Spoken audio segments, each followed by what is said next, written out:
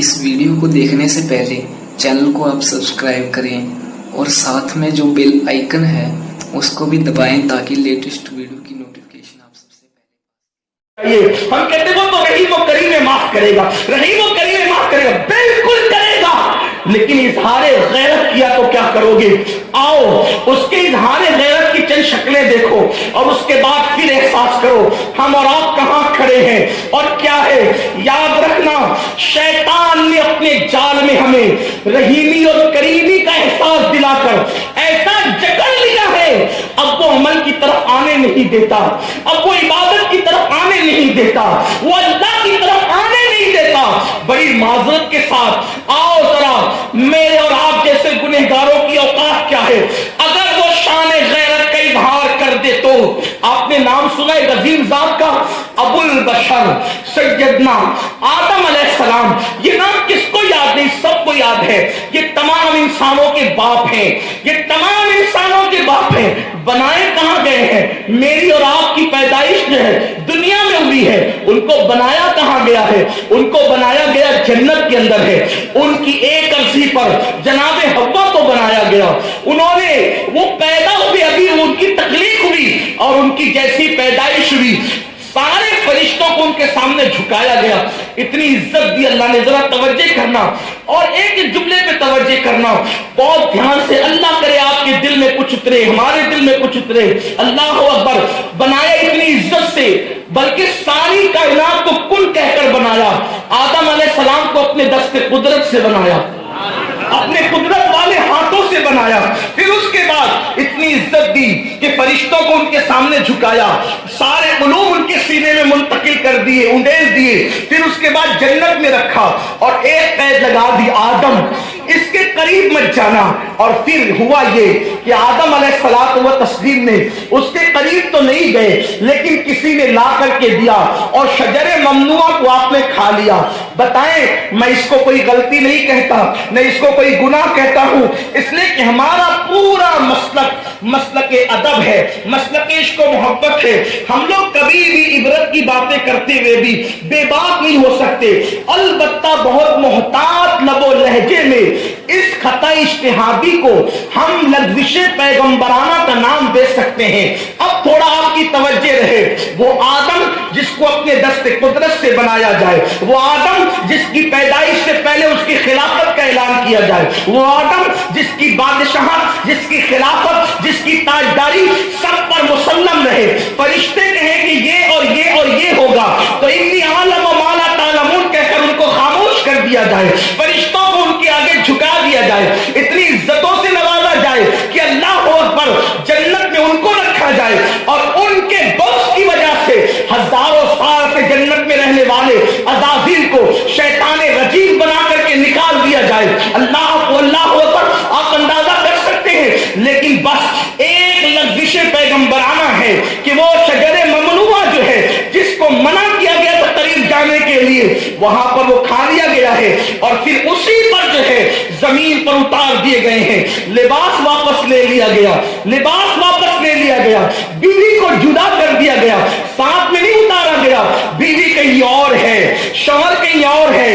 اللہ اکبر، ایک ایک چیز پر توجہ دے اور پھر جنت سے باہر کیا گیا ہے، لباس واپس لے لیا گیا ہے، اجالوں کی دنیا سے اندھیرے میں بھیجا گیا ہے، جب آرام کی دنیا سے محنت کی دنیا میں بھیجا گیا ہے، الا قیلا سلاما سلاما کی دنیا سے فساد کی زمین پر بھیجا گیا ہے۔ اللہ اکبر، یہ کیوں ہوا؟ صرف ایک لغزش پیغمبرانہ کی بنیاد پر۔ اب آپ سے میں پوچھنا چاہتا ہوں، ہم یہ کہتے ہیں آج میاں بیوی میں جدائی کیوں ہو رہی ہے؟ میں کہتا ہوں اگر بابا لغزش پیغمبرانہ کرے جو معصوم ہے تو میاں بیوی میں جدائی ہو جائے۔ ہم اتنے پاپ کریں گے تو میاں بیوی میں جدائی کیوں نہیں ہوگی؟ لوگ کہتے ہیں مولانا ایک دلہن ہے جس کے ہاتھ کی مہندی بھی نہیں چھٹی اور گھر بننے سے پہلے اجڑ گیا۔ میں کہتا ہوں گھر یوں ہی نہیں اجڑا کرتے، جب خدا کی منع کی ہوئی چیزوں کو لوگ کرتے ہیں تو اللہ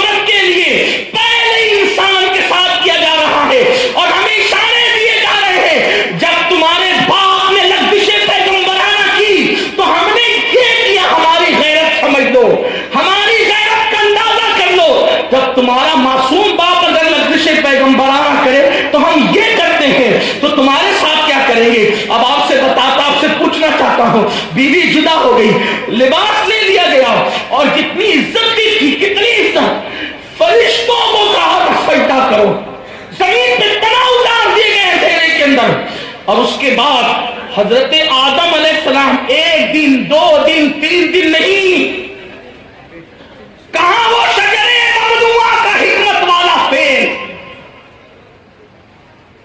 اس کے پیچھے بھی سدا حکمتیں ہیں، بہانے سے جنت سے نکالو تاکہ دنیا آباد کرے۔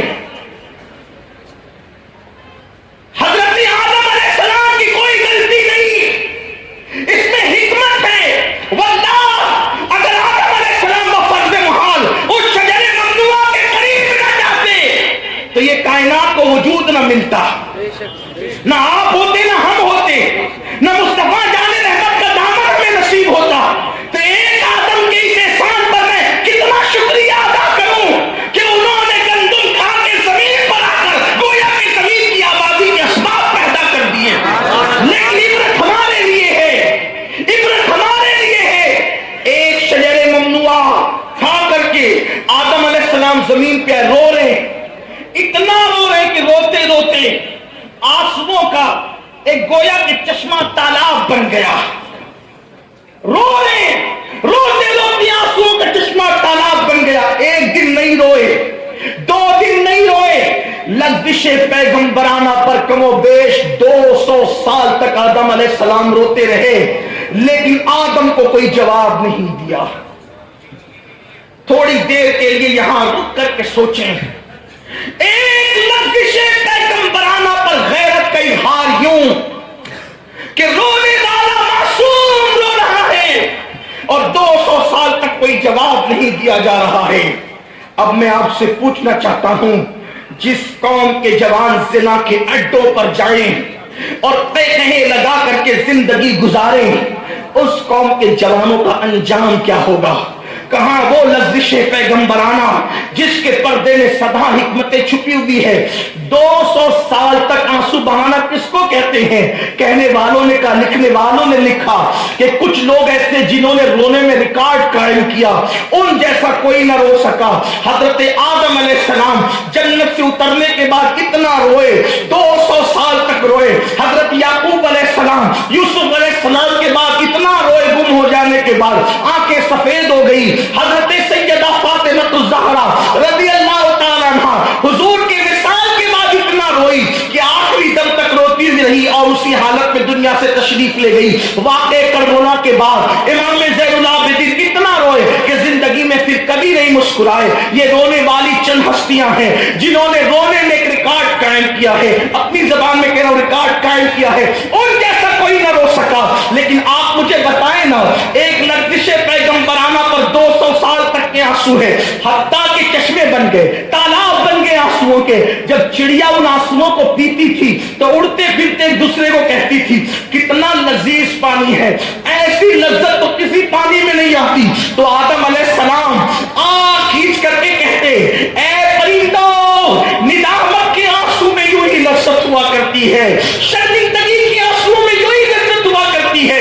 اب آپ مجھے بتائیں تو صحیح، ایک لغزش پیغمبرانہ پر جب معصوم کو جنت سے باہر کر دیا گیا ہے تو جو لوگ یہ تصور کرتے ہیں کہ وہ شراب کے اڈوں کو آباد کریں گے، مسجدوں کو ویران کریں گے، ماؤں کے ساتھ جبر کریں گے، باپ کی نافرمانی کریں گے، علماء کا مذاق اڑائیں گے، جدید تہذیب کے نام پر اللہ اکبر کبھی باروں میں جا کر ڈانس کریں گے، کبھی شادیوں میں ڈی جے بجا کر ناچیں گے، انہیں جنت میں لے جانا معاذ اللہ کوئی کمزور کوئی مجبوری ہو سکتی ہے؟ اللہ اکبر، لوگ تو اللہ کے بارے میں ایسی باتیں کرتے ہیں جیسے معاذ اللہ کسی کو جنت میں داخل کرنے پر مجبور ہے اور اس پر لازم ہے۔ میرا اللہ کبھی مجبور نہیں، وہ مختار کل ہے اور اسے مختار کسی نے نہیں بنایا، وہ ذاتی ازلی ابدی مختار ہے اور سب چیزیں اس کے اختیارات میں ہے۔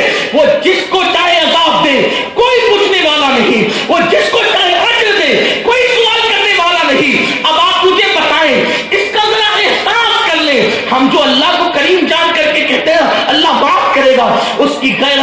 احساس کرے, اس کی غیرت کا بھی خیال کرے. میرے آقا علیہ السلام فرماتے ہیں اللہ کی مخلوق میں سب سے زیادہ غیرت والا میں ہوں اور مجھ سے زیادہ غیرت والا میرا اللہ ہے. اللہ سے بڑھ کر کوئی غیرت نہیں کر سکتا.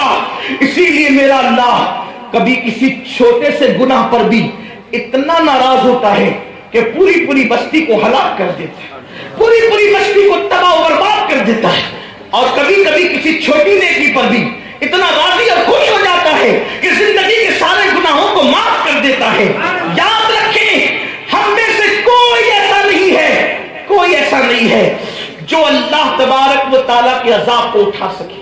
اور اگر اللہ عذاب دینا چاہے تو کوئی اس کو برداشت کر سکے یا اللہ کے عذاب سے کوئی بچ سکے. آؤ, لوگ گناہ کو ہلکا سمجھتے ہیں اور اپنی طبیعت سے گناہ کرتے ہیں, لیکن میرا اللہ اگر کسی کو کسی کے گناہ پر عذاب دینے پر آئے کوئی نہیں بچا سکتا اور وہ بچ بھی نہیں سکتا. ابن جریر طبری لکھتے ہیں کہ اگر